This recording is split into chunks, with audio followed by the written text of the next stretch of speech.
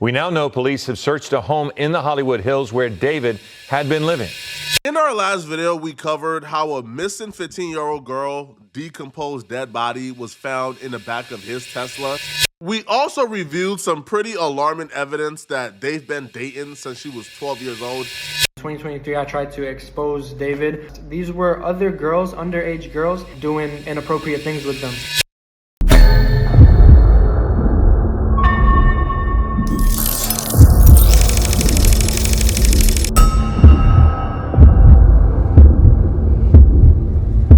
Headlines don't usually feel this surreal.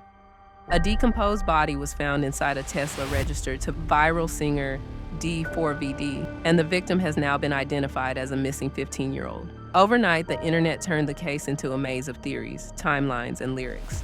Here's what's confirmed, what's guesswork, and why the truth is harder to pin down than you'd think. But that wasn't the whole story.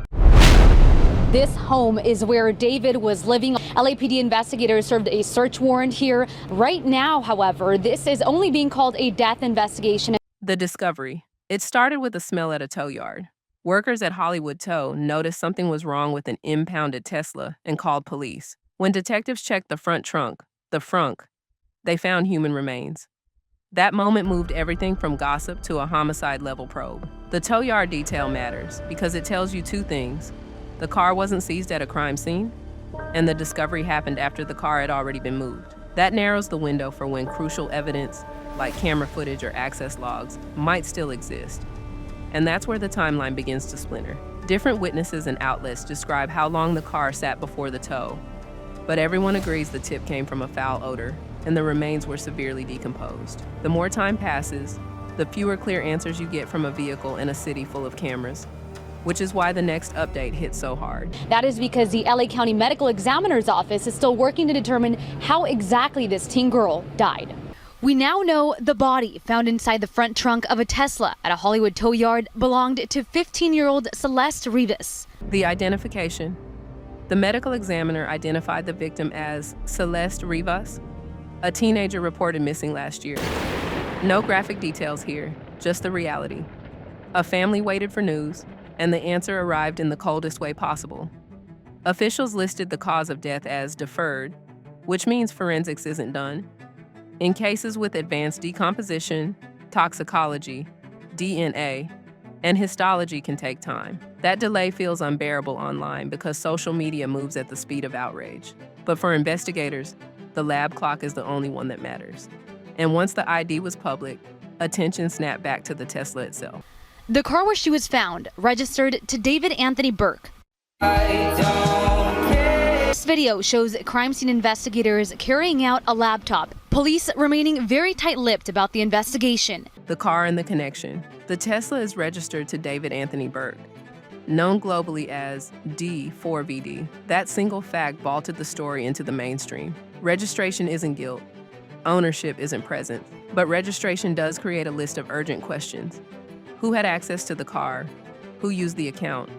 And how long the vehicle sat before anyone noticed. With Teslas, access can run through a phone key, the app, or key cards. The car's brain logs a lot. Charging, doors, Sentry events, GPS, even software updates. In theory, that should make a case simple. In reality, you need warrants, you need the right timestamps, and you need to match digital pings to real people. That's slow work. Meanwhile, the internet never stays slow for long. So obviously y'all have seen the current David situation. In this video, I just want to address some stuff. We need to delete this. Wait. It got so bad that David's legal team had got in contact with me to remove everything. I've attached an email here, nothing to do with her. I didn't know about her. I didn't know she was 13. The rumor machine. The moment the story broke, people started crafting narratives.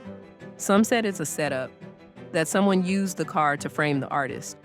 Others went full tilt into conspiracies, symbols, aesthetics, a lyric here, a tattoo there, stitched into a story that sounds dramatic but proves nothing. Here's the rule. Lyrics are art, not affidavits. Aesthetic isn't evidence. If a theory can't survive basic questions, who, when, where, with what access, then it's just viral static. And yes, when a celebrity's name is attached, that static gets loud.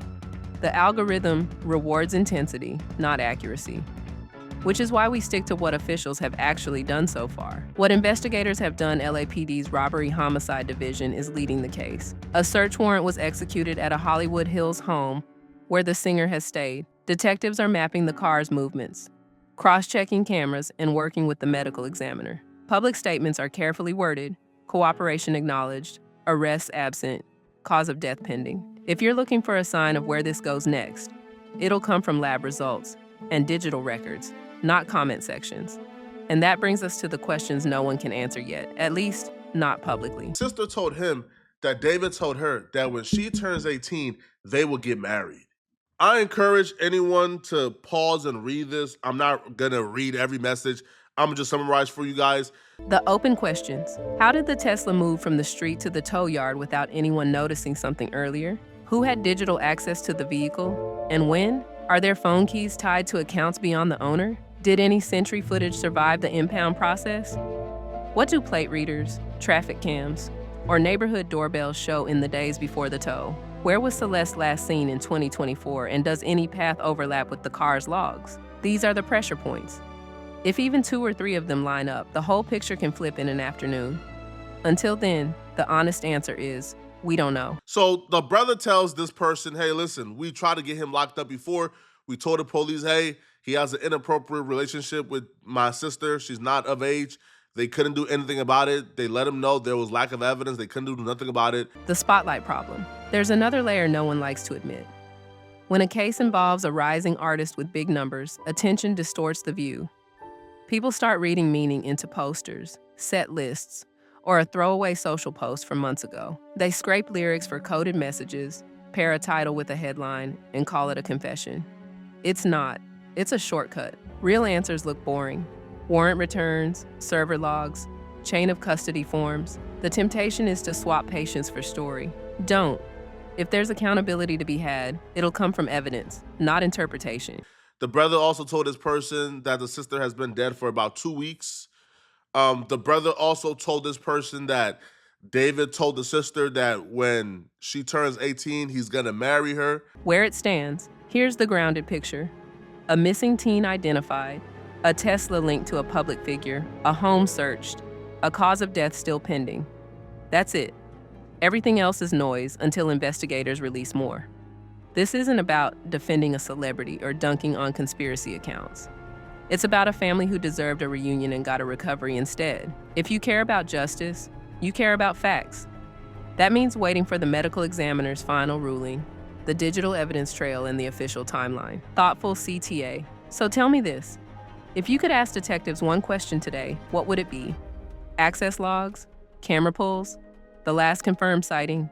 Drop your thoughts below, but keep it real. No random accusations.